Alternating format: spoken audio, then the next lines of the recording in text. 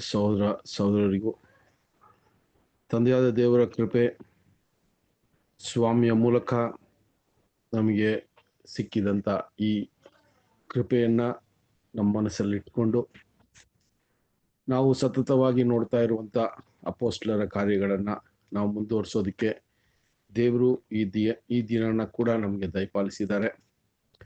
ಸಭೆಯಾಗಿ ಒಂದು ಕುಟುಂಬವಾಗಿ ದೇವರ ಕುಟುಂಬವಾಗಿ ನಾವು ಸೇರಿ ಈ ದಿನದಲ್ಲಿ ಆತನ ವಾಕ್ಯವನ್ನ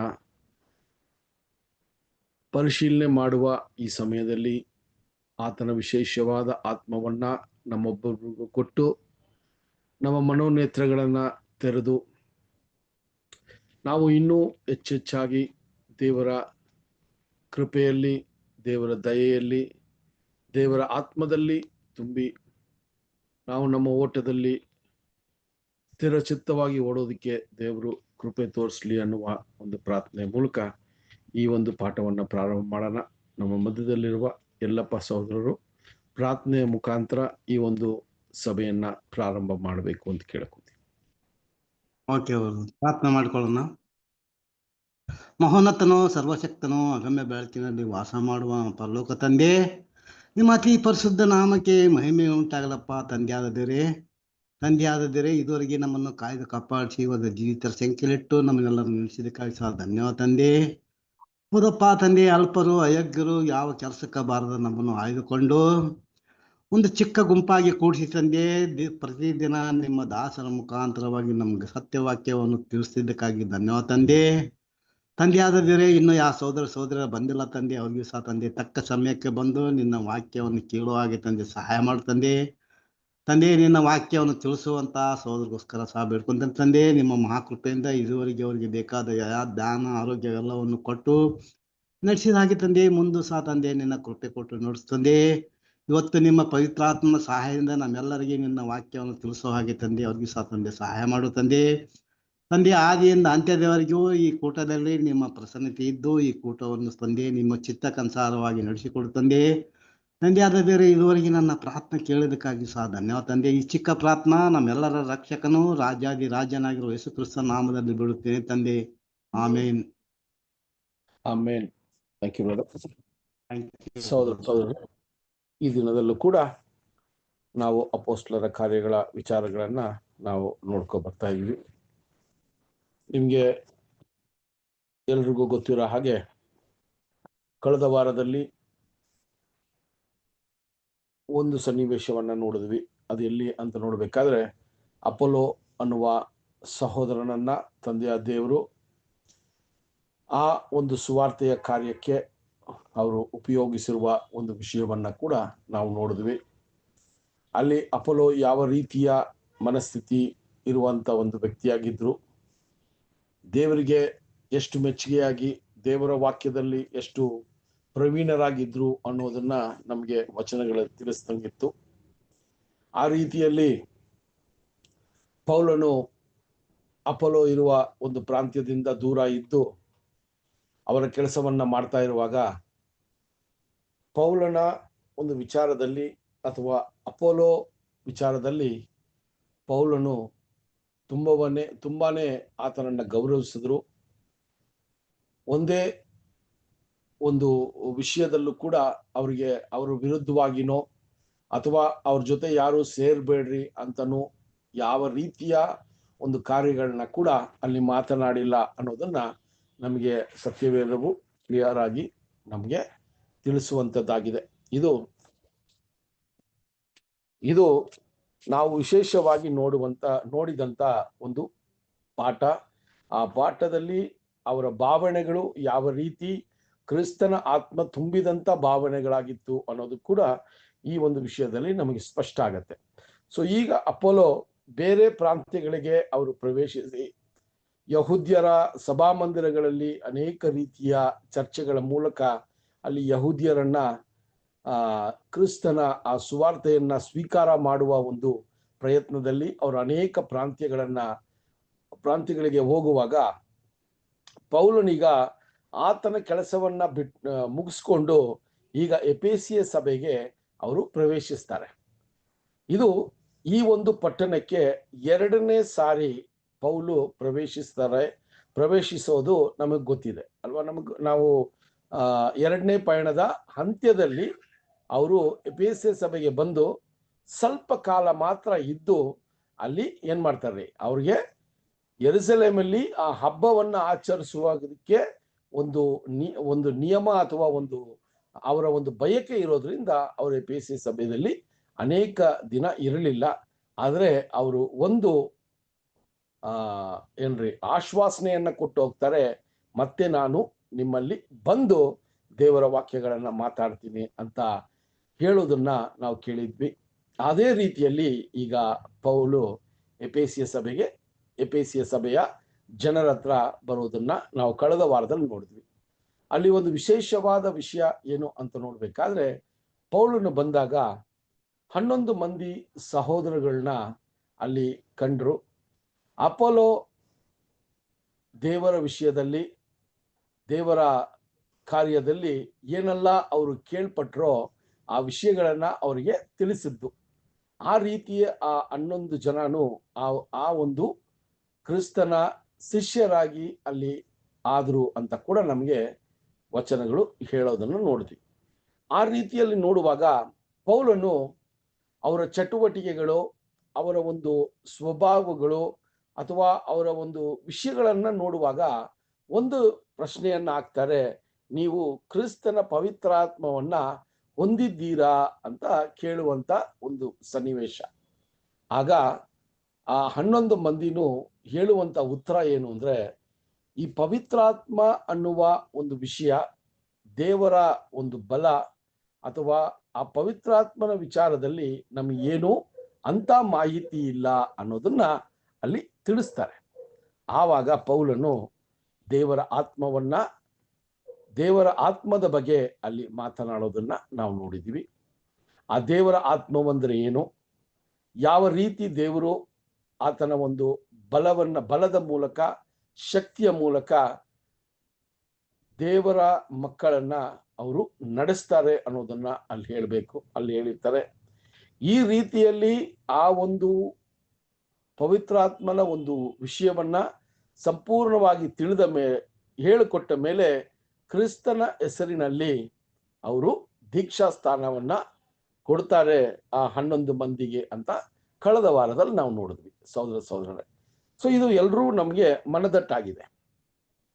ಈ ಒಂದು ವಿಚಾರದಲ್ಲಿ ನಮಗೆ ಏನು ಒಂದು ವಿಷಯ ಸ್ಪಷ್ಟ ಆಗ್ತದೆ ಅಂದ್ರೆ, ಯೋಹಾನ ಕೊಟ್ಟಂತ ದೀಕ್ಷಾ ಸ್ಥಾನಕ್ಕೂ ಕ್ರಿಸ್ತನ ಹೆಸರಿನಲ್ಲಿ ಇರುವಂತ ದೀಕ್ಷಾ ಸ್ಥಾನಕ್ಕೂ ಇರುವಂತ ವ್ಯತ್ಯಾಸಗಳನ್ನ ಕಳೆದ ವಾರದಲ್ಲಿ ಸುಮಾರು ವಿಷಯಗಳನ್ನ ನಾವು ನೋಡಿದ್ವಿ.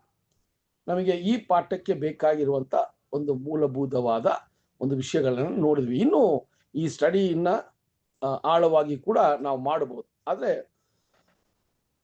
ಈ ಪಾಠಕ್ಕೆ ನಮಗೆ ಬೇಕಾಗಿರುವಂತ ಈ ಒಂದು ಮಾಹಿತಿಯನ್ನ ಕಳೆದ ವಾರದಲ್ಲಿ ನಾವು ನೋಡಿದ್ವಿ.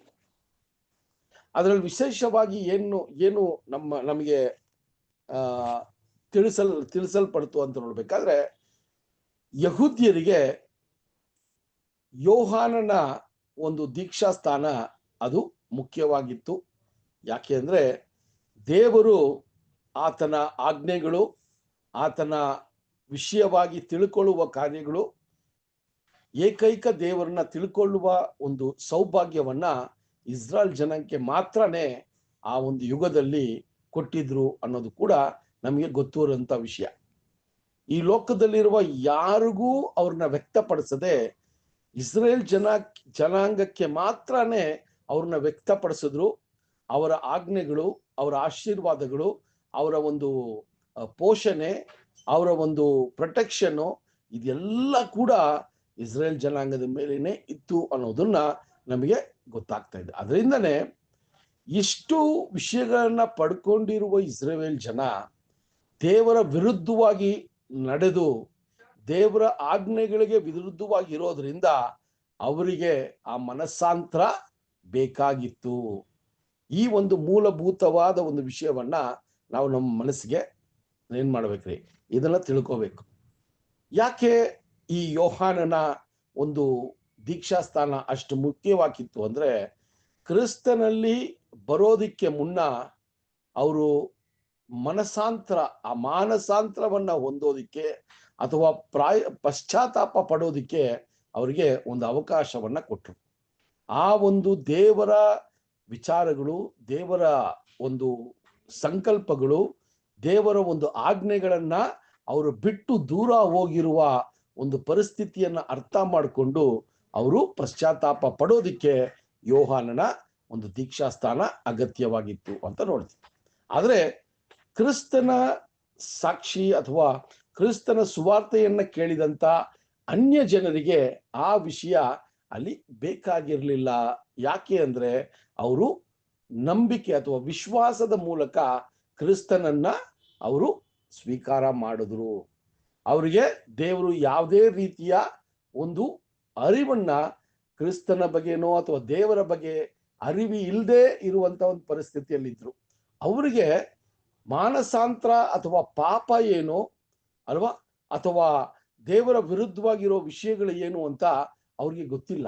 ಯಾಕಂದ್ರೆ ಅವರು ಅನ್ಯ ಜನರಾಗಿದ್ರು, ದೇವರ ಮಕ್ಕಳಾಗಿರುವ ಯಹೂದ್ಯರ ತರ ಇರ್ಲಿಲ್ಲ. ಅದರಿಂದ ದೇವರು ಈ ಅನ್ಯ ಜನರನ್ನ ಕರೆಯುವಾಗ ಅವ್ರಿಗೆ ಏನ್ರಿ, ಯೋಹಾನನ ದೀಕ್ಷಾಸ್ಥಾನ ಆದ ನಂತರ ಕ್ರಿಸ್ತನ ದೀಕ್ಷಾಸ್ಥಾನ ಆಗಬೇಕು ಅನ್ನುವ ಒಂದು ಸಂಪ್ರದಾಯ ಅವ್ರಿಗೆ ಬೇಕಾಗಿರ್ಲಿಲ್ಲ. ಯಾರಿಗೆ? ಅನ್ಯ ಜನರಿಗೆ. ಅನ್ಯ ಜನರು ವಿಶ್ವಾಸದಿಂದ ಅವರು ಕ್ರಿಸ್ತನ ಸುವಾರ್ತೆಯನ್ನ ಕೇಳಿ ನಂಬಿ ಅಲ್ಲಿ ಕ್ರೈಸ್ತರಾದ್ರು. ಆವಾಗ ಕ್ರಿಸ್ತನ ಹೆಸರಿನಲ್ಲಿ ದೀಕ್ಷಾಸ್ಥಾನ ಕೊಡಲ್ಪಡ್ತು. ಸೊ ಈ ಕ್ರಿಸ್ತನ ಹೆಸರಿನಲ್ಲಿ ದೀಕ್ಷಾಸ್ಥಾನ ಅಂತ ಹೇಳುವಾಗ ಅಲ್ಲಿ ಒಂದು ವಿಚಾರವನ್ನ ನಮಗೆ ಏನ್ರಿ ನಾವು ಸ್ಪಷ್ಟ ಏನ್ ಪಡಿಸ್ಕೋಬೇಕು ಅಂತ ನೋಡ್ಬೇಕಾದ್ರೆ, ಕ್ರಿಸ್ತನ ಹೆಜ್ಜೆ ಜಾಡಿಯಲ್ಲಿ ನಡೀತೀನಿ ಅನ್ನುವ ಒಂದು ಮಾತನ್ನ ಆ ದೀಕ್ಷಾಸ್ಥಾನದ ಮೂಲಕ ನಾವು ಕೊಡ್ತೀವಿ. ಈ ಲೋಕದಲ್ಲಿ ಸ್ವಾಮಿ ಯಾವ ರೀತಿ ಬದುಕಿ ನಡೆದು ಅವರು ವಿಜಯರಾದ್ರು, ಅದೇ ರೀತಿ ನಾನು ಕೂಡ ಆತನ ಶರೀರ ಅಂಗವಾಗಿ ಕರೆಯಲ್ಪಟ್ಟಿರುವ ನಾನು ಆ ರೀತಿಯಲ್ಲಿ ಈ ಭೂಮಿಯಲ್ಲಿ ಕ್ರಿಸ್ತನ ಹಾಗೇನೆ ನಡೆದು ನಾನು ಜಯ ಹೊಂದುತ್ತೀನಿ ಅನ್ನುವ ಒಂದು ವಿಷಯವನ್ನ ಈ ದೀಕ್ಷಾಸ್ಥಾನದ ಮೂಲಕ ನಾವು ನೋಡ್ತೀವಿ, ನಾವು ಬಂದು ಅರ್ಥ ಮಾಡ್ಕೋತೀವಿ. ಇದೇ ನಾವು ನೋಡುವಂತ ಎರಡು ವಿಷಯದಲ್ಲಿ ನಾವು ನೋಡುವಂತ ಕಾರ್ಯಗಳು ಸಹೋದರರೇ. ಸೊ ಈ ಒಂದು ವಿಷಯಗಳು ನಮಗೆ ಮನದಟ್ಟಾಗಿದೆ.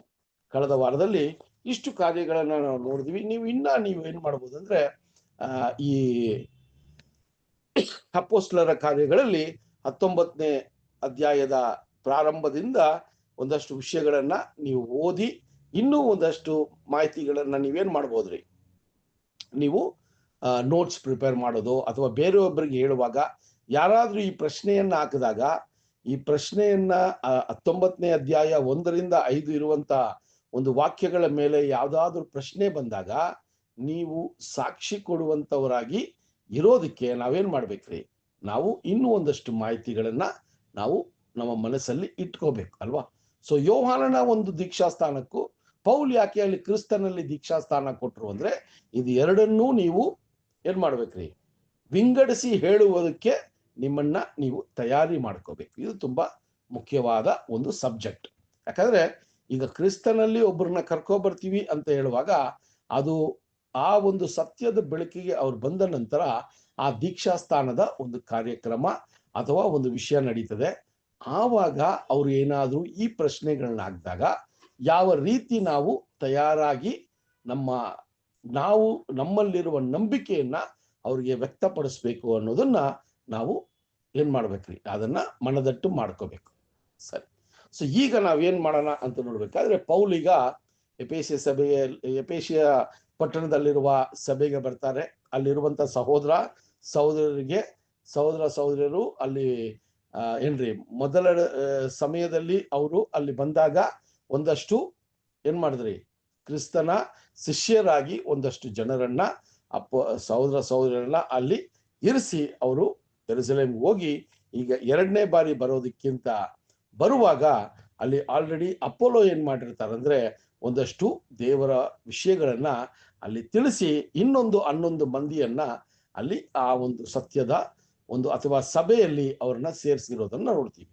ಈಗ ಪೌಲ್ ಎಫೆಸಿಯ ಸಭೆಗೆ ಬರುವಾಗ ಈ ಕಾರ್ಯವನ್ನ ನೋಡಿ ಅಲ್ಲಿ ಅದನ್ನ ಸರಿಪಡಿಸೋ ಕ್ರಿಸ್ತನಲ್ಲಿ ದೀಕ್ಷಾಸ್ಥಾನ ಪಡ್ಕೊಳ್ಳುವಂತ ಒಂದು ವಿಚಾರವನ್ನ ಕೂಡ ಅವರಿಗೆ ಸ್ಪಷ್ಟಪಡಿಸಿರ್ತಾರೆ. ಪವಿತ್ರಾತ್ಮನ ಒಂದು ವಿಷಯವನ್ನ ಕೂಡ ಅಲ್ಲಿ ಸ್ಪಷ್ಟಪಡಿಸಿರ್ತಾರೆ. ಅದಾದ ನಂತರ ನಾವು ನೋಡ್ತೀವಿ ಸಹೋದರರೇ, ಎಫೆಸಿಯ ಪಟ್ಟಣದಲ್ಲಿ ಪೌಲನು ಯಾವ ರೀತಿ ಇದ್ರು ಅಂತ ನೋಡ್ಬೇಕಾದ್ರೆ ಸಹೋದರರೇ, ಅವರು 2 ವರ್ಷ ಕಾಲ ಈ ಎಫೆಸಿ ಪಟ್ಟಣದಲ್ಲಿ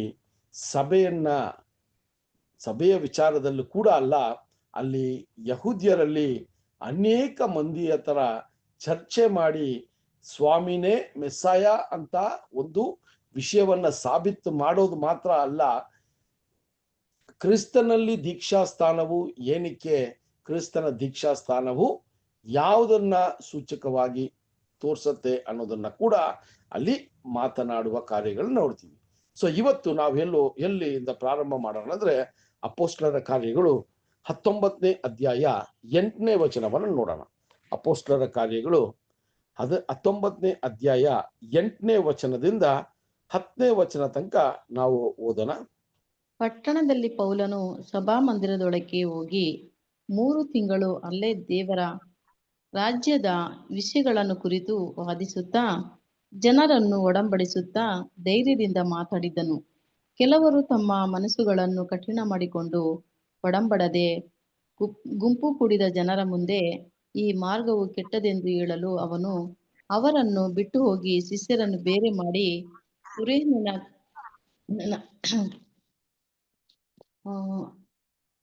ಶಾಲೆಯಲ್ಲಿ ಪ್ರತಿದಿನವೂ ವಾದಿಸಿದ್ದನು. ಇದು 2 ವರ್ಷಗಳವರೆಗೂ ನಡೆದದ್ದರಿಂದ ಆ ಅಸ್ಯ ಸೀಮೆಯಲ್ಲಿ ವಾಸವಾಗಿದ್ದ ಯಹೂದ್ಯರು ಗ್ರೀಕರು ಎಲ್ಲರೂ ಕರ್ತನ ವಾಕ್ಯವನ್ನು ಕೇಳಿದರು.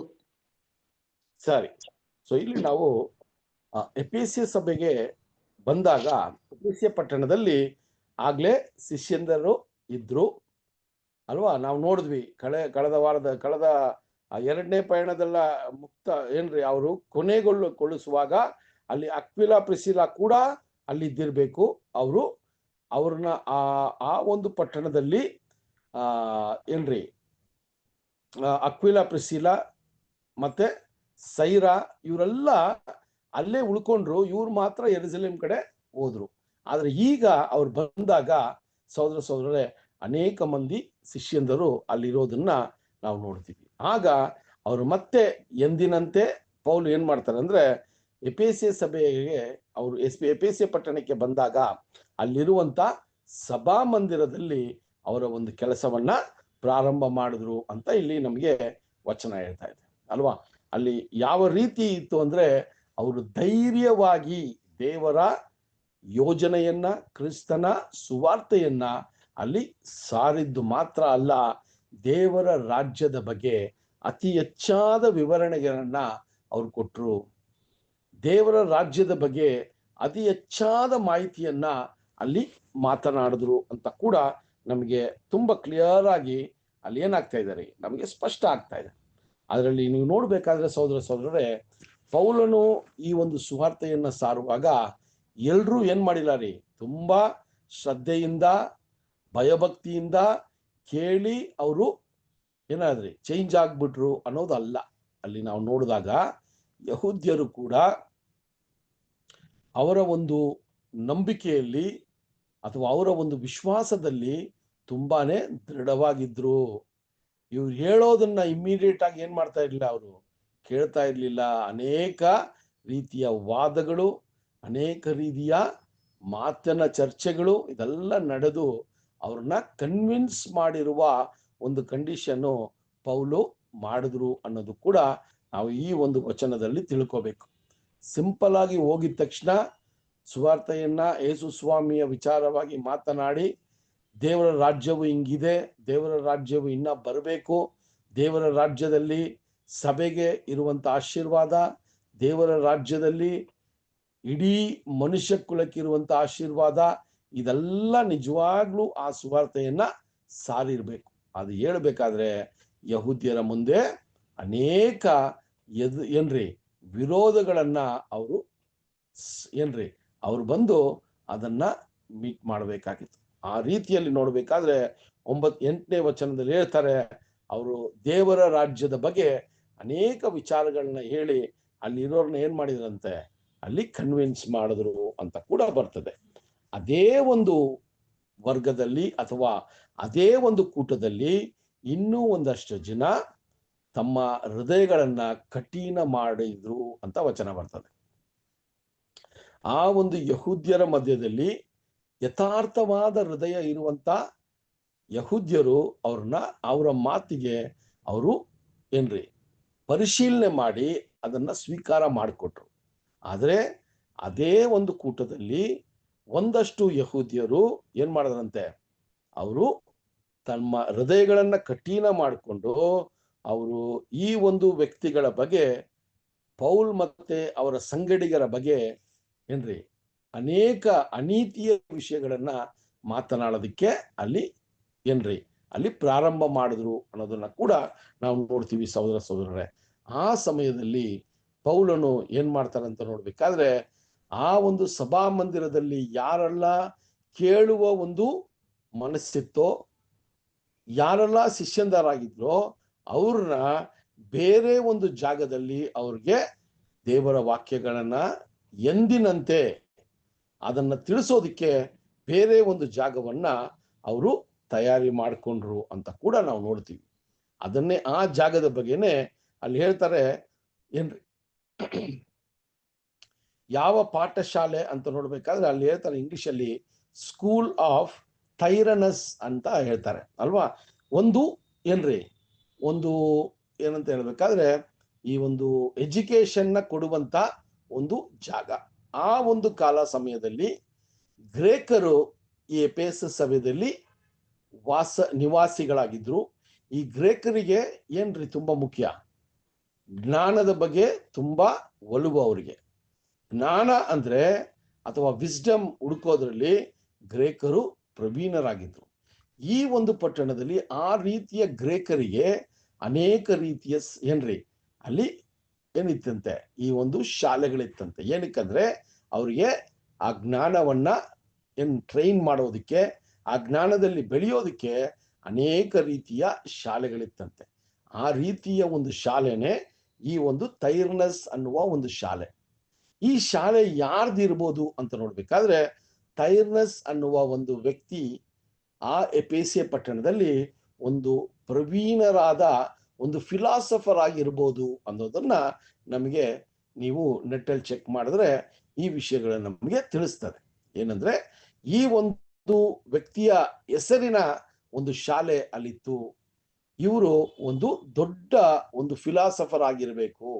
ಆದರೆ ಪೌಲನ ಮಾತನ್ನ ಕೇಳಿ ಅದರಲ್ಲಿ ಯಾವುದೋ ಒಂದು ನಿಜ ಅಂಶ ಇದೆ ಅಂತೇಳಿ ಆ ಪೌಲನಿಗೆ ಆ ಒಂದು ಶಾಲೆಯಲ್ಲಿ ಒಂದು ಜಾಗವನ್ನ ಮಾಡಿ ಅಲ್ಲಿರುವಂತ ಶಿಷ್ಯಂದರನ್ನ ಏನ್ ಮಾಡ್ಬೇಕಂತೆ, ಅಲ್ಲಿರುವಂತ ಶಿಷ್ಯಂದರಿಗೆ ಇನ್ನೂ ಒಂದಷ್ಟು ಸತ್ಯದ ವಿಚಾರಗಳನ್ನ ಹೇಳೋದಕ್ಕೆ 2 ವರ್ಷ ಕಾಲ ದೇವರು ಆ ಸ್ಥಳವನ್ನ ನೇಮಕ ಮಾಡಿದ್ರು ಅನ್ನೋದನ್ನ ಕೂಡ ನೋಡ್ತೀವಿ ಸಹೋದರರೇ.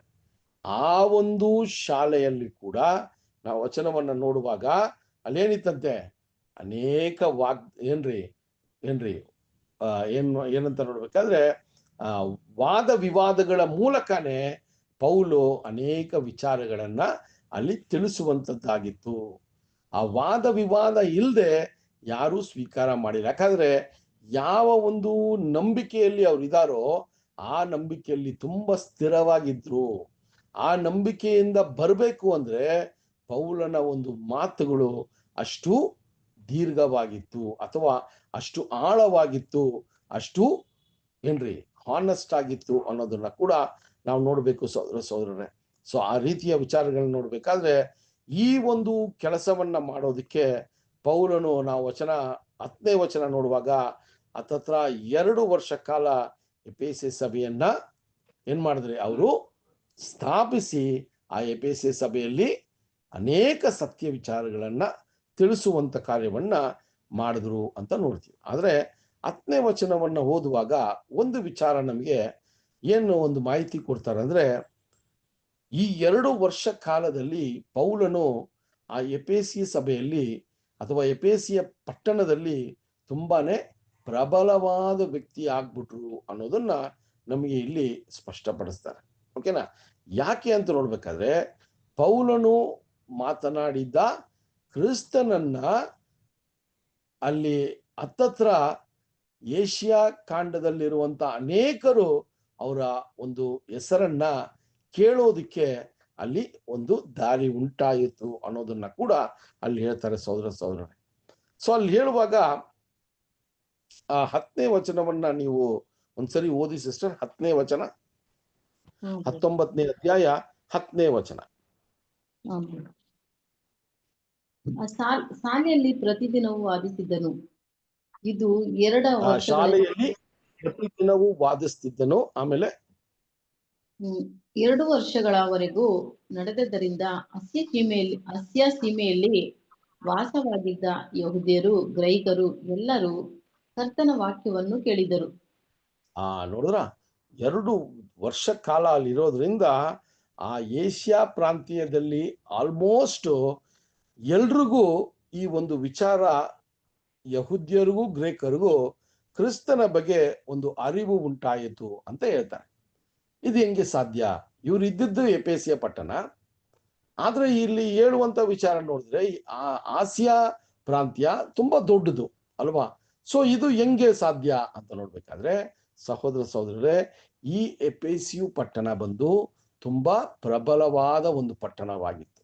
ಇದು ವಾಣಿಜ್ಯಕ್ಕೆ ಅಲ್ವಾ, ಅಥವಾ ರೋಮಾಪುರಿಯ ಗ್ರೀಕರ ದೇವತೆಗಳನ್ನ ಪೂಜಿಸುವ ದೇವಾಲಯಗಳು ಅತಿ ಹೆಚ್ಚಾಗಿ ಇಲ್ಲಿತ್ತು. ಈ ಈ ಈ ರೀತಿಯ ಒಂದು ವಿಚಾರದಲ್ಲಿ ಅಲ್ವಾ, ವಾಣಿಜ್ಯಕ್ಕೂ ಮತ್ತೆ ಏನ್ರಿ ಧರ್ಮದ ವಿಚಾರದಲ್ಲೂ ಇದು ತುಂಬಾ ಫೇಮಸ್ ಆಗಿತ್ತು. ಇವರು ಗ್ರೀಕ ದೇವತೆಗಳನ್ನ ಪೂಜಿಸುವ ಒಂದು ವಿಚಾರವನ್ನ ನಾವು ನೋಡಿದ್ವಿ ಈ ವಿಚಾರಗಳನ್ನ. ಸೊ ಇದರಿಂದ ಏನಾಗ್ತು ಅಂದ್ರೆ ಈ ಏಷ್ಯಾ ಪ್ರಾಂತ್ಯದಲ್ಲಿರುವಂತ ಜನರು ಎಲ್ಲ ಕೂಡ ಎಪೇಸು ಪಟ್ಟಣಕ್ಕೆ ಬಂದು ಅವರು ನಂಬುವ ದೇವತೆಗಳ ದೇವಾಲಯಕ್ಕೆ ಬಂದಾಗ ಅಪೋಸಲ್ ಪೌಲ ಒಂದು ವಿಚಾರಗಳು ಅಲ್ಲಿ ಚರ್ಚೆ ಆಯಿತು. ಅಪೋಸಲ್ ಪೌಲ್ ಹೇಳಿದಂತ ಸುವಾರ್ತೆಯ ವಿಚಾರಗಳು ಅಲ್ಲಿ ಚರ್ಚೆ ಆಯಿತು. ಆ ರೀತಿ ವಾಣಿಜ್ಯಕ್ಕೆ ಮತ್ತೆ ಧರ್ಮದ ವಿಚಾರಗಳಿಗೆ ಬಂದಂತ ವ್ಯಕ್ತಿಗಳಿಗೆ ಅಲ್ಲಿ ಏನಾಯ್ತಂತೆ, ಅನೇಕ ಮಾಹಿತಿ ಕ್ರಿಸ್ತನ ಬಗ್ಗೆ ತಿಳಿಯಲ್ಪಟ್ಟಿತ್ತು. ಅದರಿಂದ ಅಲ್ಲಿ ವಚನ ಹೇಳ್ತದೆ, ಆಸಿಯಾ ಪ್ರಾಂತದಲ್ಲಿ ಅನೇಕರಿಗೆ ಕ್ರಿಸ್ತನ ಬಗ್ಗೆ ಅಲ್ಲಿ ಒಂದು ಅರಿವು ಉಂಟಾಯಿತು ಅಂತ ಹೇಳ್ತಾರೆ. ಸೊ ಅದಕ್ಕೋಸ್ಕರ ಪೌಲು ಏಷ್ಯಾ ಪ್ರಾಂತ್ಯದಲ್ಲಿ ಸಂಪೂರ್ಣವಾಗಿ ಸುತ್ತಿಲ್ಲ, ಬದಲಾಗಿ ಎಪೇಸಿಯ ಪಟ್ಟಣದಲ್ಲಿ ಏನ್ರಿ ಆಚೆಯಿಂದ ಬರುವಂತ ಪ್ರವಾಸಿಗರು ಅಲ್ಲಿ ಬಂದು ಅವರ ಸಂಪ್ರದಾಯದ ಕೆಲಸಗಳನ್ನ ಮಾಡಕ್ ಹೋದಾಗ ಅಲ್ಲಿ ಪೌಲ ಒಂದು ವಾಕ್ಯಗಳು ತುಂಬಾ ಪ್ರಬಲವಾಗಿದ್ದಿರೋದ್ರಿಂದ ಸ್ವಾಮಿಯ ಬಗ್ಗೆ ಕೂಡ ಅಲ್ಲಿ ಒಂದು ಅರಿವು ಉಂಟಾಗುವ ಒಂದು ಸನ್ನಿವೇಶವನ್ನ ನಾವು ನೋಡಬಹುದು ಸಹೋದರ.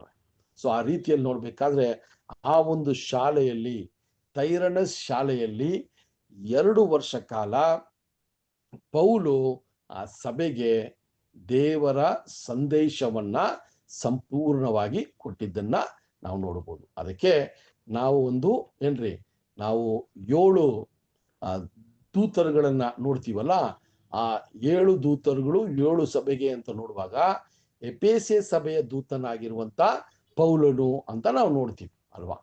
ಸೊ ಅಲ್ಲಿ ಏನ್ ನೋಡ್ತೀವಿ ಅಂದ್ರೆ, ಆ ಎಪೇಸು ಸಭೆಗೆ ದೂತನಾಗಿರುವಂತ ಪೌಲನು ಆ ಸಭೆಯನ್ನ ಸರಿಯಾದ ಅಸ್ತಿಭಾರವನ್ನ ಹಾಕಿ ನಿರ್ಮಾಣ ಮಾಡಿ ಆ ಒಂದು ಕೆಲಸವನ್ನ ಮಾಡೋದ್ರಿಂದ ಆ ಎಪೇಸಿ ಸಭೆಯನ್ನ ಫೌಂಡರೇ ಪೌಲು ಅಂತಾನು ಕೂಡ ನಮಗೆ ಗೊತ್ತಾಗ್ತಾ ಇದೆ ಸಹೋದರರೇ.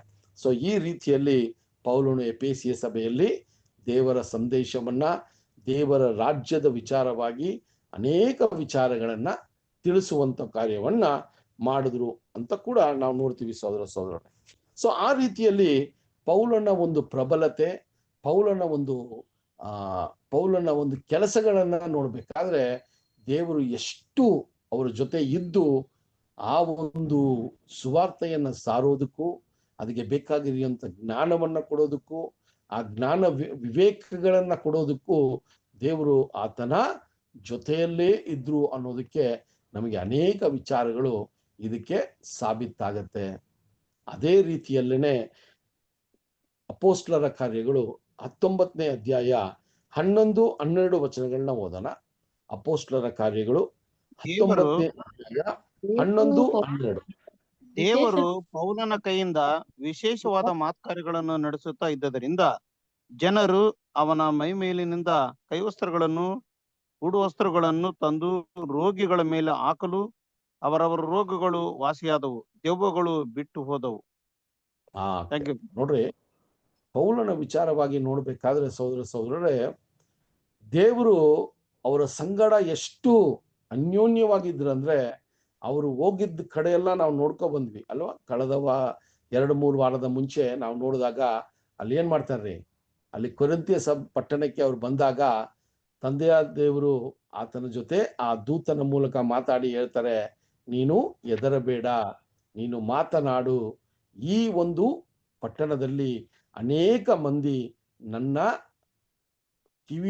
ಮಾತಿಗೆ ಕಿವಿ ಕೊಡುವವರಂತಾಗಿದ್ದಾರೆ, ಅದರಿಂದ ನೀವು ಧೈರ್ಯವಾಗಿ ನಡಿ ಅಂತ ಹೇಳ್ತಾರಲ್ಲ. ಅದೆಲ್ಲ ಏನ್ ನಮ್ಗೆ ಸೂಚಕವಾಗಿದೆ ಅಂದ್ರೆ, ಪೌಲನು ಮಾಡಿದ ಒಂದೊಂದು ಕೆಲಸದ ಹಿಂದೆ ದೇವರ ಸಂಕಲ್ಪವು ಇತ್ತು, ದೇವರ ಆಶೀರ್ವಾದವಿತ್ತು, ದೇವರ ಆಲೋಚನೆಗಳಿತ್ತು ಅಂತ ಕೂಡ ನಾವು ನೋಡ್ಬೇಕು. ಇಲ್ಲಿ ನಾವು ನೋಡುವಾಗ ಸಹೋದರರೇ, ಅದೇ ದೇವರ ಒಂದು ಪರಾಮರಿಕೆ ಹೆಂಗಿತ್ತು ಅಂತ ನೋಡ್ಬೇಕಾದ್ರೆ ಆ ವಚನ ಹೇಳ್ತದೆ, ದೇವರು ಪೌಲನ ಮೂಲಕ ಅನೇಕ ಮಹತ್ವವಾದ ಕಾರ್ಯಗಳನ್ನ ಮಾಡಿದ್ರು ಅಂತ ಹೇಳ್ತಾರೆ.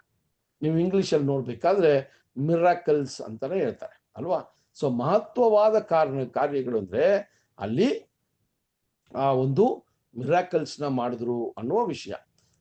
ಪೌಲ್ ಎಷ್ಟು ಒಂದು ಏನಂತ ನೋಡ್ಬೇಕಾದ್ರೆ ದೇವರ ಆತ್ಮದಲ್ಲಿ ತುಂಬಿರೋರಾಗಿದ್ರು ಅಂತ ನೋಡ್ಬೇಕಾದ್ರೆ ಅಲ್ಲಿ ವಚನ ಹೇಳ್ತದೆ, ಆತನ ಒಂದು ಮೈಯನ್ನ ಯಾವ್ದಾದ್ರೂ ಒಂದು ಏನ್ರಿ ಕರ್ಚೀಫೋ ಅಥವಾ ಒಂದು ಏಪ್ರಾನೋ ತಗೊಬಂದು ಅವ್ರ ಮೈಗೆ ತುಂಬಾ ಹಿಂಗೆ ಟಚ್ ಮಾಡ್ಬಿಟ್ಟು ಅದನ್ನ ತಗೊಂಡೋಗಿ ರೋಗಿಗಳ ಮೇಲೆ ಹಾಕಿದ್ರೆ ಅವರು ಸ್ವಸ್ಥವಾದ್ರಂತೆ.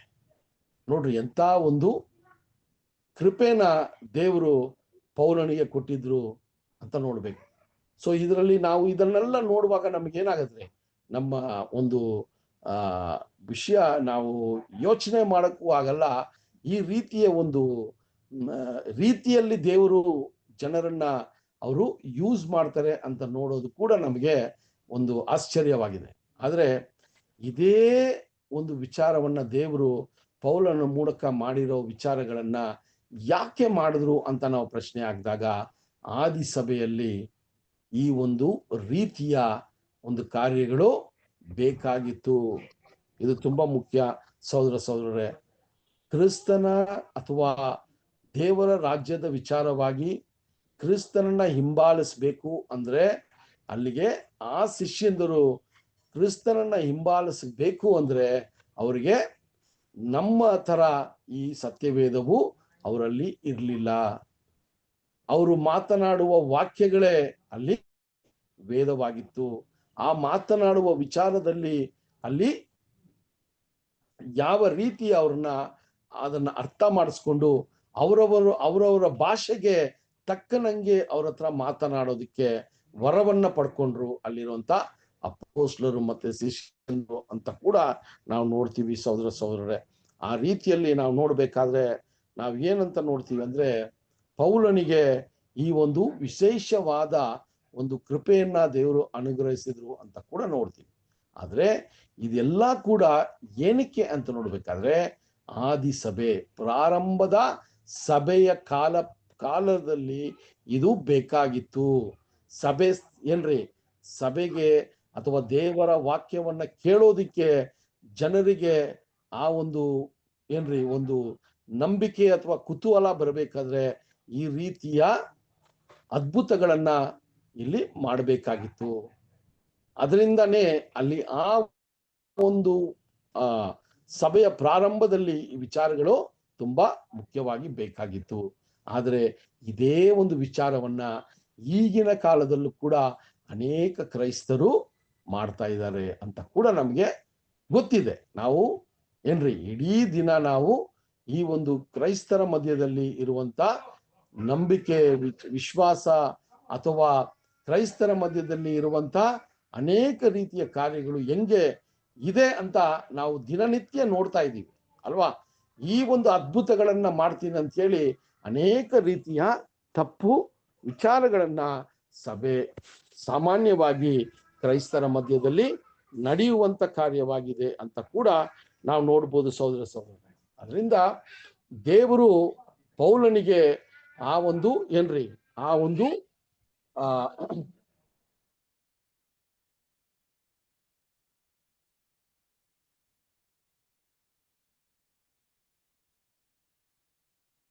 ಸೊ ದೇವರು ಪೌಲನ ಮೂಲಕ ಅನೇಕ ಕಾರ್ಯಗಳನ್ನ ಅಲ್ಲಿ ಮಾಡೋದನ್ನ ನಾವು ನೋಡ್ತೀವಿ ಸಹೋದರ ಸಹೋದರರೇ. ಆ ರೀತಿಯಲ್ಲಿ ನೋಡ್ಬೇಕಾದ್ರೆ ಪೌಲನಿಗೆ ಎಂತ ಒಂದು ಮಹತ್ವವಾದ ಒಂದು ಶಕ್ತಿಯನ್ನ ಕೊಟ್ಟಿದ್ರು ಅಂದ್ರೆ, ಆತನ ಮೈಯನ್ನ ಯಾವುದೇ ಒಂದು ಬಟ್ಟೆಯಲ್ಲಿ ಮುಟ್ಟಿ ಆ ಬಟ್ಟೆಯನ್ನ ತಗೊಂಡೋಗಿ ಒಂದು ದೆವ್ವ ಹಿಡಿದಿರುವ ಮನುಷ್ಯನ ಮೇಲೇನೋ ಅಥವಾ ಅಸ್ವಸ್ಥರ ಜನರ ಮೈ ಮೇಲೆ ಹಾಕಿದ್ರೆ ಅವರು ಸ್ವಸ್ಥವಾಗುವಂತ ಒಂದು ಶಕ್ತಿಯನ್ನ ಪಡ್ಕೊಂಡಿದ್ರು ಅಂತ ಕೂಡ ನೋಡ್ತೀವಿ. ಇದೆಲ್ಲ ಕೂಡ ಪ್ರಾರಂಭದ ಸಭೆಯಲ್ಲಿ ತುಂಬಾ ಅಗತ್ಯವಾಗಿ ಬೇಕಾಗಿರುವಂತ ಕಾರ್ಯವಾಗಿತ್ತು ಸಹೋದರ ಸಹೋದರರೇ. ಆದರೆ ದೇವರ ಸುವಾರ್ತೆಯ ವಿಚಾರಗಳು ಅಲ್ಲಿ ಬೆಳೀತಾ ಬೆಳೀತಾ ದೇವರು ಯಾವಾಗ ನಮಗೆ ನಮ್ಮ ಕೈಯಲ್ಲಿ ಆತನ ಸತ್ಯವೇದವನ್ನ ಕೊಟ್ಟುಬಿಟ್ರೋ ಆ ಸತ್ಯವೇದದಲ್ಲೇ ಎಲ್ಲಾ ಕಾರ್ಯಗಳು ಅಡಗಿರೋದನ್ನ ನಮಗೆ ದೇವರು ಸ್ಪಷ್ಟಪಡಿಸ್ತಾರೆ. ಆದರೆ ಇನ್ನೂ ಒಂದಷ್ಟು ಕ್ರೈಸ್ತರು ಆ ಒಂದು ಸತ್ಯವೇದದ ಮೇಲೆ ಅವರ ನಂಬಿಕೆ ಮತ್ತೆ ಅವರ ಒಂದು ದೃಢವಾದ ವಿಶ್ವಾಸದ ಕೊರತೆ ಇರೋದ್ರಿಂದ ಅವರು ಇನ್ನೂ ಈ ರೀತಿಯ ಏನ್ರಿ ಅದ್ಭುತಗಳನ್ನ ಮಾಡುವ ಒಂದು ಪ್ರಯತ್ನಗಳನ್ನ ಇನ್ನೂ ಮಾಡ್ತಾ ಇದ್ದಾರೆ ಅಂತ ಕೂಡ ನಾವು ನೋಡ್ತೀವಿ. ಆದರೆ ಇಲ್ಲಿ ನಾವು ಏನು ಒಂದು ವಿಚಾರವನ್ನ ನೋಡ್ಬೇಕಾದ್ರೆ ಸಹೋದರ ಸಹೋದರರೇ, ಈಗ ನಡೀತಾ ಇರುವಂತ ಅದ್ಭುತಗಳು ಅದು ದೇವರ ಹೆಸರಿನಲ್ಲಿ ನಡೀತಾ ಇದೆಯಾ ಅಥವಾ ಸೈತಾನನು ಆತನ ಕೊನೆಯ ದಿವಸಗಳು ಬಂದಾಗ ಅವನು ಬೆಳಕಿನ ದೂತನಂತೆ ಅವನು ಕಾಣಿಸ್ಕೊಂಡು ಈ ಒಂದು ರೀತಿಯ ಕಾರ್ಯಗಳನ್ನ ಮಾಡ್ತಾ ಇದ್ದಾನ ಅನ್ನೋದು ಕೂಡ ನಾವು ಏನ್ರಿ ವಿಂಗಡಣೆ ಮಾಡುವಂತ ಒಂದು ಕಾಲ ಸಮಯದಲ್ಲಿ ನಾವಿದ್ದೀವಿ. ಏನಕ್ಕೆ ಈ ವಿಚಾರಗಳನ್ನ ಹೇಳ್ತೀವಂದ್ರೆ, ಯೇಸು ಸ್ವಾಮಿ ಒಂದು ಮಾತನ್ನ ಹೇಳ್ತಾರೆ. ಏನು ಅಂದ್ರೆ, ದೇವರ ರಾಜ್ಯದಲ್ಲಿ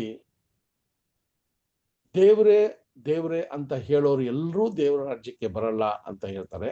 ಅದು ಮಾತ್ರವಲ್ಲ, ಯೇಸು ಸ್ವಾಮಿ ಹೇಳ್ತಾರೆ, ಆ ಕೊನೆ ಕಾಲದಲ್ಲಿ ಒಂದಷ್ಟು ಜನ ಬಂದು ನಾನು ನಿಮ್ಮ ಹೆಸರಿನಲ್ಲಿ ದೇವರ ವಾಕ್ಯವನ್ನ ಸಾರದೆ, ನಿಮ್ಮ ಹೆಸರಿನಲ್ಲಿ ಅದ್ಭುತಗಳನ್ನ ಮಾಡದೆ, ದೆವ್ವಗಳನ್ನ ಓಡಿಸದೆ ಅಂತ ಹೇಳುವಾಗ ಸ್ವಾಮಿ ಹೇಳ್ತಾರೆ, ನಾನು ನೀವು ಯಾರು ಅಂತ ನನಗೆ ಗೊತ್ತಿಲ್ಲ ಅಂತ ಹೇಳುವ ಒಂದು ಮಾತನ್ನ ನೋಡುವಾಗ ಈ ಒಂದು ವ್ಯಕ್ತಿ ದೆವ್ವಗಳನ್ನ ಓಡಿಸಿರುವ ವಿಷಯ, ಅದ್ಭುತಗಳನ್ನ ಮಾಡಿರುವ ವಿಷಯವನ್ನ ಸ್ವಾಮಿ ಸ್ವೀಕಾರ ಮಾಡಿಲ್ಲ.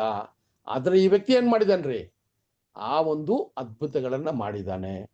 ಸ್ವಾಮಿ ಯಾಕೆ ಸ್ವೀಕಾರ ಮಾಡಿಲ್ಲ?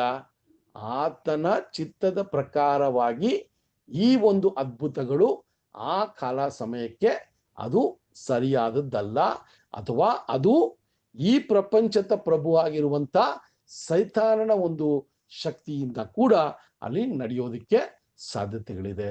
ಅದರಿಂದ ನಾವು ಈ ನಡೀತಾ ಇರುವ ಅದ್ಭುತಗಳೆಲ್ಲ ಕೂಡ ದೇವರ ಕೃಪೆಯಿಂದ, ದೇವರ ಯೋಜನೆಯ ಪ್ರಕಾರ, ದೇವರ ಆಶೀರ್ವಾದದಿಂದ ನಡೀತದೆ ಅಂತ ನಾವು ನಂಬಕ್ಕೆ ಸಾಧ್ಯವಿಲ್ಲ.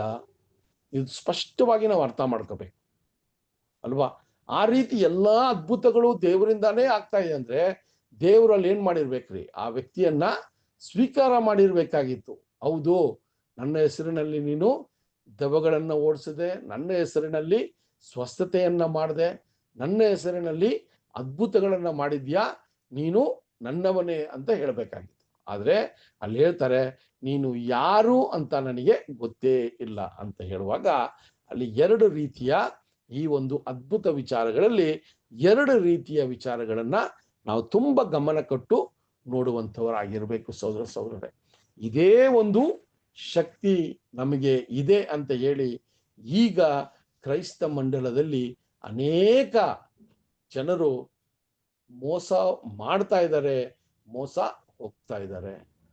ಇದು ನಮ್ಗೆ ಎಲ್ರಿಗೂ ಈ ವಿಚಾರಗಳು ಗೊತ್ತಿದೆ ಸಹೋದರರೇ. ಅದರಿಂದ ಇದನ್ನ ನಾವು ನೋಡುವಾಗ ಯಾವ ರೀತಿಯ ವಿಚಾರ ನಡೀತಾ ಇದೆ ಅಂತ ನೋಡ್ಬೇಕಾದ್ರೆ ಸಹೋದರರೇ, ಅಲ್ಲಿ ನಾವು ತುಂಬಾ ಜಾಗೃತರಾಗಿರ್ಬೇಕು. ನಮಗೀಗ ದೇವರ ವಾಕ್ಯ ಇದೆ. ದೇವರ ವಾಕ್ಯದಿಂದ ನಮ್ಮ ಆತ್ಮಕ್ಕೆ ಏನಾಗ್ತಾ ಇದೆ ರೀ, ನಮ್ಮ ಆತ್ಮವು ದೇವರ ವಾಕ್ಯದಿಂದ ಗುಣ ಆಗ್ತಾ ಇದೆ. ಒಂದೊಂದು ದಿನಾನು ನಮ್ಮ ಒಂದು ಚಿಂತನೆಗಳು, ನಮ್ಮ ಆಲೋಚನೆಗಳು ಶುದ್ಧ ಆಗ್ತಾ ಇದೆ. ನಾವು ಹೊಸ ಜೀವವನ್ನ ಪಡ್ಕೊಂಡಿದೀವಿ ಅಲ್ವಾ? ನಮ್ಮಲ್ಲಿರುವಂತ ಹಳೆಯ ಮನುಷ್ಯನು ನಿಧಾನವಾಗಿ ವಿಸರ್ಜನೆ ಆಗ್ತಾ ಇದ್ದಾನೆ. ನಾವು ಹಳೆ ಸ್ವಭಾವಗಳನ್ನ ಬಿಡ್ತಾ ಇದ್ದೀವಿ, ನೂತನ ಸೃಷ್ಟಿಯಾಗಿ ಬೆಳೀತಾ ಇದ್ದೀವಿ. ಇದೆಲ್ಲ ಕೂಡ ದೇವರು ಮಾಡುವಂತ ಅದ್ಭುತಗಳು. ಇದು ವಾಕ್ಯದಿಂದಾನೇ ನಮಗೆ ಈಗ ಆಗ್ತಾ ಇದೆ. ದೇವರ ವಾಕ್ಯದಿಂದಾನೇ ಈ ಎಲ್ಲವೂ ಆತ್ಮಿಕ ರೀತಿಯಲ್ಲಿ ನಮ್ಮನ್ನ ದೇವರು ಮಾರ್ಪಡೆ ಮಾಡ್ತಾ ಇದ್ದಾರೆ. ಒಂದೊಂದು ದಿನ ಕೂಡ ನಮ್ಮ ಜೀವನದಲ್ಲಿ ಅದ್ಭುತಗಳು ನಡೀತಾ ಇದೆ. ದೇವರ ಆತ್ಮದಿಂದ ನಾವು ತುಂಬಿರೋರು ಒಂದೊಂದು ದಿನ ಕೂಡ ದೇವರು ನಮ್ಮನ್ನ ತನ್ನ ಕಣ್ಣಿನ ಗುಡ್ಡೆ ಕಾದಂಗೆ ಕಾಯ್ತಾ ಇದ್ದಾರೆ ಅಲ್ವಾ? ಆತನ ಏನ್ರಿ ಆ ಕೈಯಲ್ಲಿ ನಮ್ಮನ್ನ ಇಟ್ಟು ಕಾಪಾಡ್ತಾ ಇದ್ದಾರೆ. ಇದೆಲ್ಲ ಕೂಡ ದೇವರು ಮಾಡುವಂತ ಅದ್ಭುತ ಕಾರ್ಯಗಳು ಅಲ್ವಾ? ಸೊ ನಾವು ಅದ್ಭುತ ಇಲ್ಲ ಅಂತ ಹೇಳೋದಕ್ಕಿಂತ ಅದ್ಭುತವು ಯಾವ ರೀತಿಯಲ್ಲಿ ಒಬ್ಬ ಕ್ರೈಸ್ತನ ಜೀವನದಲ್ಲಿ ಈಗ ನಡೀತಾ ಇದೆ ಅಂತ ನೋಡ್ಬೇಕಾದ್ರೆ ಇದು ನಾವು ಊಹಿಸ್ಕೊಳ್ಳಕ್ಕಾಗಲ್ಲ ಸಹೋದರರೇ. ಯಾಕೆ ಅಂದ್ರೆ ಆ ರೀತಿಯ ಅದ್ಭುತವು ಬೆಳಗ್ಗೆಯಿಂದ ನಾವು ರಾತ್ರಿ ಮತ್ತೆ ನಮ್ಮ ಒಂದು ಹಾಸಿಗೆಗೆ ನಾವು ಬಂದು ಸೇರೋ ತನಕ ಅದ್ಭುತದ ಮೇಲೆ ಅದ್ಭುತ ನಮ್ಮ ಜೀವನದಲ್ಲಿ ನಡೀತಾ ಇದೆ ಅಲ್ವಾ? ಈ ಲೋಕದಲ್ಲಿ ನೋಡ್ತೀವಿ, ಎಷ್ಟೋ ಜನ ಏನೆಲ್ಲ ಕಳ್ಕೊಂಡಿದ್ದಾರೆ, ಎಷ್ಟೋ ದುಃಖದಲ್ಲಿದ್ದಾರೆ. ಭವಿಷ್ಯದ ಬಗ್ಗೆ ಅವರಿಗೆ ಏನ್ರಿ ಯಾವುದೇ ರೀತಿಯ ಮಾಹಿತಿ ಇಲ್ಲ. ಆದ್ರೆ ನಮಗೆ ಎಂಥ ಅದ್ಭುತ ಅಂದ್ರೆ ದೇವರ ಯೋಜನೆಯ ಸಂಪೂರ್ಣತೆಯನ್ನ ನಾವು ತಿಳ್ಕೊಂಡಿರುವ ಒಂದು ಜನರಾಗಿದ್ದೀವಿ ಸಹೋದರರೇ. ಅದರಿಂದ ಈ ವಿಚಾರಗಳನ್ನ ನೋಡುವಾಗ ನಮಗೆ ತುಂಬಾ ಮುಖ್ಯವಾದ ಮಾಹಿತಿಯನ್ನ ಕೊಡೋದನ್ನ ನಾವು ನೋಡ್ತೀವಿ ಸಹೋದರರೇ. ಸೊ ಈ ವಿಚಾರಗಳನ್ನ ನಮ್ಮ ಮನಸ್ಸಲ್ಲಿ ನಾವು ಇಟ್ಕೋಬೇಕು. ಸೊ ಆ ರೀತಿ ಇರುವಾಗ ಅಲ್ಲಿ ನೋಡಿದ್ವಿ ಯಾವ ರೀತಿ ಅಲ್ಲಿ ಪೌಲನ ಮಾತನ್ನ ಕೇಳದೇ ಇರುವಂತ ಒಂದಷ್ಟು ಜನರು ಅಲ್ಲೂ ಕೂಡ ಎಫೆಸಿಯ ಪಟ್ಟಣದಲ್ಲಿ ಕೂಡ ಇದ್ರು. ಆ ಯಹೂದ್ಯರು ಅವರ ವಿರುದ್ಧವಾಗಿ ಅನೇಕ ಕಾರ್ಯಗಳನ್ನ ಮಾಡಿದ್ರು. ಆ ರೀತಿಯ ಒಂದು ಘಟನೆಯನ್ನ ನಾವು ನೋಡಿದ್ವಿ. ಸೊ ಎರಡನೇ ವಿಚಾರವಾಗಿ ನಾವು ನೋಡುವಾಗ ಪೌಲನ ಒಂದು ದೇಹದಿಂದ ದೇವರು ಕೊಟ್ಟಂತ ಶಕ್ತಿಯನ್ನ ಅಲ್ಲಿ ವ್ಯಕ್ತಪಡಿಸುವ ಕಾರ್ಯಗಳನ್ನ ನೋಡಿದ್ವಿ. ಮೂರನೇದಾಗಿ ನಾವು ಏನ್ ನೋಡ್ತಾ ಇದೀವಿ ಅಂದ್ರೆ ಇದು ತುಂಬಾ ಒಂದು ಆಶ್ಚರ್ಯವಾದ ಒಂದು ವಿಷಯವನ್ನ ನೋಡ್ತೀವಿ. ಇದೇನಂತ ನೋಡ್ಬೇಕಾದ್ರೆ ಅಪೊಸ್ತಲರ ಕಾರ್ಯಗಳು 19ನೇ ಅಧ್ಯಾಯ 13 ಮತ್ತು 14 ವಚನಗಳನ್ನ ಓದೋಣ ಸಿಸ್ಟರ್. ದೆವ್ವ 13 ಮತ್ತು 14 ವಚನಗಳು. ದೆವ್ವ ಬಿಡಿಸುವರನಿಸಿಕೊಂಡು ದೇಶಚಾರಿಗಳಾದ ಯಹೂದ್ಯರಿದ್ದರು. ಅವರಲ್ಲಿ ಕೆಲವರು ದೆವ್ವ ಹಿಡಿದವರ ಮೇಲೆ ಪೌಲನು ಸಾರುವ ಯೇಸುವಿನ ಆಣೆಯೆಂದು ಹೇಳಿ ಕರ್ತನಾದ ಯೇಸುವಿನ ಹೆಸರನ್ನು ಪ್ರಯೋಗ ಮಾಡುವುದಕ್ಕೆ ತೊಡಗಿದ್ದರು. ಮಹಾಯಾಜಕ ಎಂಬ ಒಬ್ಬ ಯಹೂದ್ಯನೇ 7 ಮಂದಿ ಮಕ್ಕಳು ಹಾಗೆ ಮಾಡುತ್ತಿದ್ದರು. ಓಕೆ. ಸೊ ಇಲ್ಲಿ ಏನಂದ್ರೆ ಇನ್ನೊಂದು ಘಟನೆಯನ್ನ ನಮಗೆ ರೆಕಾರ್ಡ್ ಮಾಡಿದ್ದಾರೆ. ಈ ಘಟನೆ ಏನು ಅಂತ ನೋಡ್ಬೇಕಾದ್ರೆ ಎಫೆಸು ಪಟ್ಟಣದಲ್ಲಿ ಪೌಲನು ಮಾಡಿದಂತ ಸುವಾರ್ತೆಯ ಕೆಲಸ. ಆ ಸುವಾರ್ತೆಯ ಒಂದು ವಾಕ್ಯಗಳು ಜನರಿಗೆ ಸೇರ್ಬೇಕು ಅಂದ್ರೆ ಅದ್ಭುತಗಳನ್ನ ಮಾಡೋದಿಕ್ಕೆ ದೇವರು ಅವಕಾಶವನ್ನ ಮಾಡಿಕೊಟ್ರು. ದೆವ್ವಗಳನ್ನ ಓಡಿಸೋದಿಕ್ಕೆ ದೇವರು ಕೃಪೆಯನ್ನ ತೋರಿಸಿದ್ರು ಪೌಲನಿಗೆ. ಇದೆಲ್ಲ ಪೌಲನು ಮಾಡ್ತಾ ಇರೋದನ್ನ ಬೇರೆ ಜನ ನೋಡಿದ್ರಲ್ಲ, ಅದು ಯಾರು ಅಂದ್ರೆ ಇದು ತುಂಬಾ ಕ್ಲಿಯರ್ ಆಗಿ ಹೇಳ್ತಾರೆ. ಮಹಾಯಾಜಕನಾಗಿರುವಂತ ಒಬ್ಬ ವ್ಯಕ್ತಿಗೆ 7 ಮಂದಿ ಮಕ್ಕಳಿದ್ರಂತೆ ಅಲ್ವಾ. 7 ಮಂದಿ ಏನಾಗಿದ್ರಂತೆ, ಏನ್ರಿ ಗಂಡಸರಿದ್ರಂತೆ ಮಕ್ಕಳು. ಆ 7 ಮಂದಿ ಕೂಡ ಏನ್ ಮಾಡ್ತಾ ಇದ್ರಂದ್ರೆ ದೆವ್ವಗಳನ್ನ ಓಡಿಸುವ ಒಂದು ಕೆಲಸಗಳನ್ನ ಆಗ್ಲೇ ಮಾಡ್ತಾ ಇದ್ರು ಅಂತ ಕೂಡ ನಮ್ಗೆ ಇಲ್ಲಿ ವಿಷಯ ಮಾಹಿತಿ ಸಿಗುವಂತದ್ದಾಗಿದೆ. ನೋಡ್ರಿ, ಯಹೂದ್ಯರಲ್ಲಿ ಕೂಡ ದೆವ್ವ ಓಡಿಸುವ ಒಂದು ವಿಷಯಗಳು ತುಂಬಾ ಪ್ರಾಮುಖ್ಯವಾಗಿತ್ತು ಅಥವಾ ತುಂಬಾ ಪ್ರಬಲವಾಗಿತ್ತು ಅಂತ ನೋಡ್ತೀವಿ. ಸರಿ, ಹಂಗಿರುವಾಗ ಇಲ್ಲಿ ನಾವೇನ್ ನೋಡ್ತೀವಿ ಅಂದ್ರೆ, ಇಲ್ಲಿ ಆ ರೀತಿಯ ಒಂದು ಕಾರ್ಯಗಳನ್ನ ನೋಡುವಾಗ, ಆ ರೀತಿಯ ವಿಚಾರಗಳನ್ನ ನೋಡುವಾಗ ಇವರು ಆಗ್ಲೇ ಯಾವುದೋ ಒಂದು ರೀತಿಯಲ್ಲಿ ದೆವ್ವಗಳನ್ನ ಓಡಿಸ್ತಾ ಇದ್ರು ಅಂತ ನೋಡ್ತೀವಿ. ಅವರಿಗೆ ಅದರ ಮೇಲೆ ಯಾವ ಒಂದು ರೀತಿಯ ಒಂದು ನಿಗಮ ಅಥವಾ ಯಾವ ರೀತಿಯ ಒಂದು ವಿಷಯ ಅವ್ರಿಗೆ ಅಂತ ಗೊತ್ತಿಲ್ಲ. ಆದ್ರೆ ಈಗ ಏನ್ ಮಾಡ್ತಾರೆ ಅಂದ್ರೆ, ಈ ವ್ಯಕ್ತಿ ಪೌಲನಾಗಿರುವ ಈ ವ್ಯಕ್ತಿ ಇವನು ಹೇಳಿದಂತ ಮಾತಿನ ಮೇಲೆ ದೆವ್ವಗಳು ಓಡ್ತಾ ಇದೆಯಲ್ಲ ಅಂತ ಹೇಳಿ ಏನ್ ಮಾಡ್ತಾರೆ ಅಂದ್ರೆ, ಪೌಲನು ಹೇಳುವಂತ ಕ್ರಿಸ್ತನ ಹೆಸರಿನಲ್ಲಿ ನಾವು ದೆವ್ವಗಳನ್ನ ಓಡಿಸೋದಕ್ಕೆ ಪ್ರಾರಂಭ ಮಾಡ್ತೀವಿ ಅಂತ ಹೇಳಿ ಈಗ ಆ ರೀತಿಯ ಒಂದು ವಿಷಯವನ್ನ ಆ ದೆವ್ವಗಳನ್ನ ಓಡಿಸುವಾಗ ಅವರು ಬಳಸ್ತಾ ಇದ್ರಂತೆ. ಏನು ಅಂತ ನೋಡ್ಬೇಕಾದ್ರೆ ಅಲ್ಲಿ ವಚನ ತುಂಬಾ ಕ್ಲಿಯರ್ ಆಗಿ ಹೇಳ್ತಾ ಇದೆ. ಏನು ಅಂದ್ರೆ, ಸಹೋದರರೇ, ಪೌಲನು ಪ್ರಚಾರ ಮಾಡಿದಂತ ಕ್ರಿಸ್ತನ ಹೆಸರಿನಲ್ಲಿ ದೆವ್ವಗಳನ್ನ ಓಡಿಸ್ತೀವಿ ಅಂತ ಅಲ್ಲಿ ಹೇಳುವಂತ ಒಂದು ಕಾರ್ಯಗಳನ್ನ ಮಾಡಕ್ಕೆ ಪ್ರಾರಂಭ ಮಾಡಿದ್ರು. ಯಾಕೆ ಅಂದ್ರೆ, ಈ ಒಂದು ವಿಚಾರವನ್ನ ಒಂದು ವೇಳೆ ಯಾಕೆ ಇದನ್ನ ಈ ಒಂದು ಜನರು ಮಾಡಿರ್ಬೋದು ಅಂದ್ರೆ, ಅವರು ಮಾಡ್ತಾ ಇದ್ದಂತ ವಿಚಾರಗಳ ಮೇಲೆ ಅವರಿಗೆ ಯಾವ ರೀತಿಯ ಒಂದು ಅರಿವು ಇರಲಿಲ್ಲ.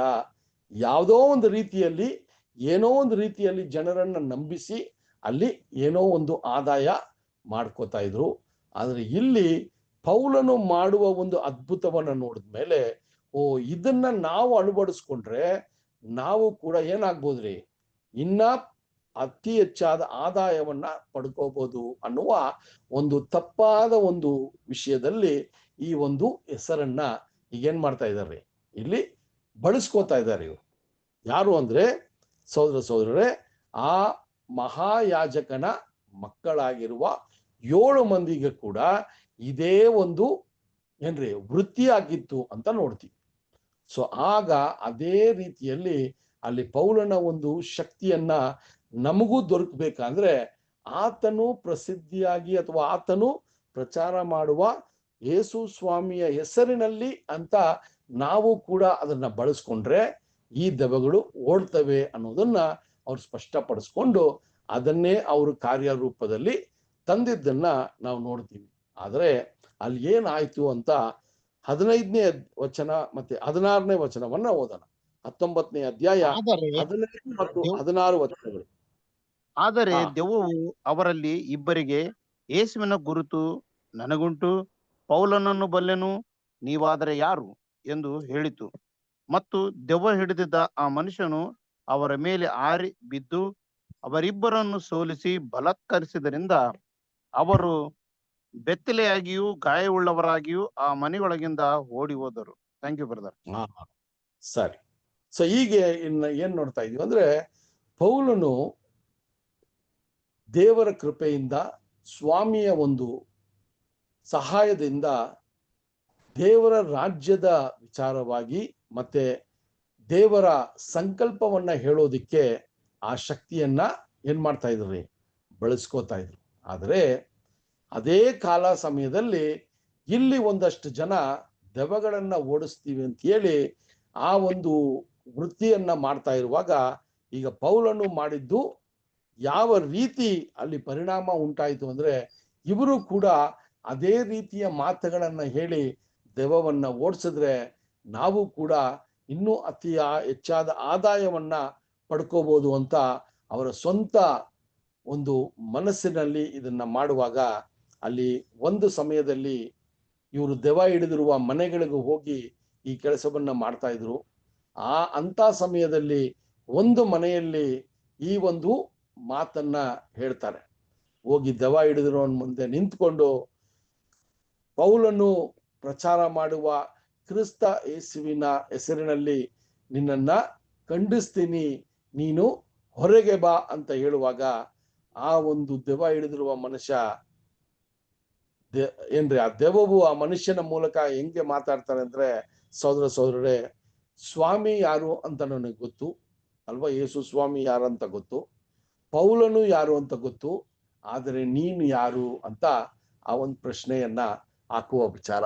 ಸಹೋದರರೇ, ಯೋಚನೆ ಮಾಡಿ ಎಂತ ಒಂದು ಪ್ರಶ್ನೆಯನ್ನ ಆ ಮನುಷ್ಯ ಹಾಕ್ತಾನೆ ಅಂತ ನೋಡ್ಬೇಕಾದ್ರೆ, ಸಹೋದರರೇ, ಆ ಒಂದು ವಿಚಾರದಲ್ಲಿ ಇವರಿಗೆ ಏನ್ ಮಾಡ್ದ ಅಂದ್ರೆ, ಸ್ವಾಮಿಯ ಒಂದು ವಿಚಾರ ಸೈತಾನನಿಗೆ ಗೊತ್ತಿತ್ತು ಅಲ್ವಾ, ಅಲ್ಲಿರುವಂತ ಬಿದ್ದೋಗಿರುವ ದೂತರಿಗೂ ಗೊತ್ತಿತ್ತು.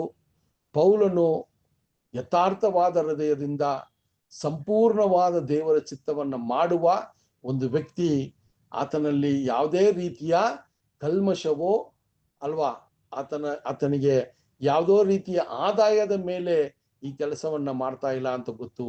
ಆದ್ರೆ ಈ ವ್ಯಕ್ತಿಗಳು ಅವರ ಒಂದು ಆದಾಯಕ್ಕೋಸ್ಕರ ಈ ಮಾತನ್ನ, ಈ ಒಂದು ಹೆಸರನ್ನ ಬಳಸ್ಕೋತಾ ಇದ್ದಾರೆ ಅಂತ ಹೇಳಿ ಆ ದೆವ್ವವು ಹೇಳ್ತದೆ, ನೀನು ಯಾರು ಅಂತ ಕೇಳುವಾಗ ಸಹೋದರರೇ, ಅವ್ರಿಗೆ ಏನೂ ಉತ್ತರ ಇರ್ಲಿಲ್ಲ.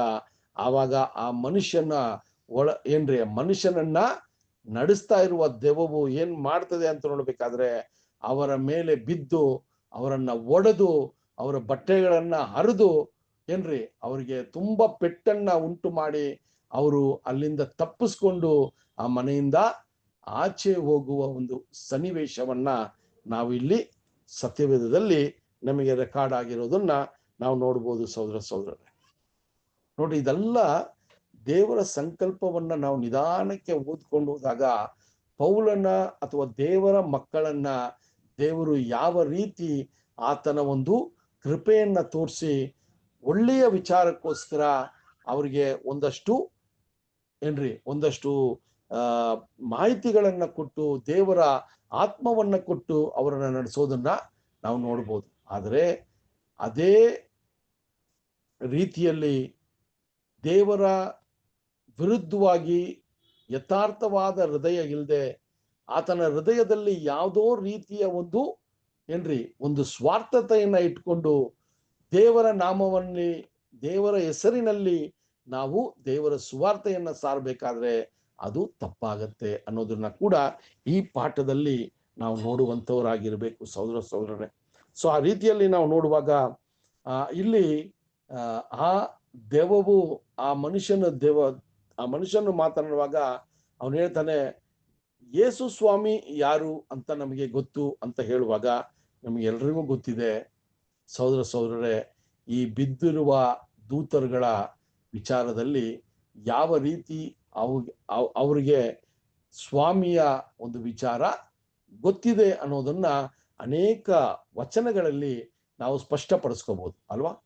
ಇನ್ನೊಂದು ಕಡೆ ಸ್ವಾಮಿ ದೆವ್ವವನ್ನ ಓಡಿಸಿದಾಗ ಆ ದೆವ್ವಗಳು ಹೇಳ್ತವೆ, ನೀವು ಒಬ್ಬನೇ ದೇವರ ಮಗನಾಗಿರುವ ಯೇಸು ಕ್ರಿಸ್ತನು ನೀವು ಈಗ ಸಮಯಕ್ಕೆ ಮುಂಚಿತವಾಗಿ ಯಾಕೆ ಬಂದು ನಮ್ಮನ್ನ ಪೀಡಿಸ್ತಾ ಇದ್ದೀರಾ ಅಂತ ಒಂದು ಪ್ರಶ್ನೆಯನ್ನ ಹಾಕತ್ತೆ.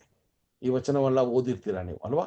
ಸೊ ಈ ರೀತಿ ಅಲ್ಲಿ ಬಿದ್ದಿರುವ ಆ ಒಂದು ದೂತರುಗಳು ದೆವ್ವದಂತೆ ಅಲ್ಲಿ ಒಬ್ಬ ಮನುಷ್ಯನನ್ನ ಆಕ್ರಮಣ ಮಾಡಿ ಆ ಮನುಷ್ಯನ ಮೂಲಕ ಅನೇಕ ವಿಸ್ಮಯವಾದ ಕೆಲಸಗಳನ್ನ ಮಾಡುವಾಗ ಅಲ್ಲಿ ನಾವು ನೋಡ್ತೀವಿ ಆ ದೆವ್ವಗಳಿಗೆ ಎಷ್ಟು ಒಂದು ಸೈತಾನನ ಆ ಸೈನ್ಯಕ್ಕೆ ಎಷ್ಟು ಶಕ್ತಿಯನ್ನ ಅಲ್ಲಿ ಇರೋದನ್ನ ನಾವು ನೋಡ್ತೀವಿ ಸಹೋದರರೇ. ಅದಕ್ಕೆ ಆ ದೆವ್ವ ಹೇಳ್ತದೆ, ಸ್ವಾಮಿ ನನಗೆ ಯಾರು ಅಂತ ಗೊತ್ತು, ಪೌಲನು ಯಾರು ಅಂತ ಗೊತ್ತು ಅಂದ್ರೆ ಸ್ವಾಮಿಯ ಹೆಜ್ಜೆ ಜಾಡೆಯಲ್ಲಿ ತುಂಬಾ ಲಾಯಲ್ ಆಗಿ ತುಂಬಾ ವಿಧೇಯತ್ವದಿಂದ ನಡೆಯುವಂತ ವ್ಯಕ್ತಿ, ಆ ವ್ಯಕ್ತಿ ಯಾರಂತ ಗೊತ್ತು. ಆದ್ರೆ ನೀವು ಯಾರು ಅಂತ ಕೇಳುವಾಗ ಅಲ್ಲಿ ಇವರು ದೇವರ ಚಿತ್ತಕ್ಕೆ ಅನುಸಾರವಾಗಿ ಅಲ್ಲ, ಇವರ ಸ್ವಂತ ಸ್ವಾರ್ಥತೆಗೆ ಏನೋ ಒಂದು ವಿಷಯನ ಮಾಡ್ತಾ ಇದ್ರು. ಅದಕ್ಕೆ ಆ ದೆವ್ವ ಹಿಡಿದಿರುವಂತ ಮನುಷ್ಯ ಇವರ ಮೇಲೆ ಹಾರಿ ಬಿದ್ದು ಇವ್ರನ್ನ ಒಡೆದು ಇವರ ಬಟ್ಟೆಗಳನ್ನ ಹರಿದು ಇವ್ರನ್ನ ಓಡಿಸುವ ಒಂದು ಸನ್ನಿವೇಶವನ್ನ ನಾವು ನೋಡ್ತೀವಿ ಸಹೋದರ ಸಹೋದರರೇ. ಇದನ್ನೇ ಸ್ವಾಮಿ ಮಾತನಾಡುವಾಗ ಈ ವಿಚಾರವಾಗಿ ಮಾತಾಡ್ತಾರೆ ನೋಡ್ರಿ. ಲೂಕನ ಸುವಾರ್ತೆ 11ನೇ ಅಧ್ಯಾಯ 19ನೇ ವಚನ. ಲೂಕನ ಸುವಾರ್ತೆ 11ನೇ ಅಧ್ಯಾಯ 19ನೇ ವಚನ.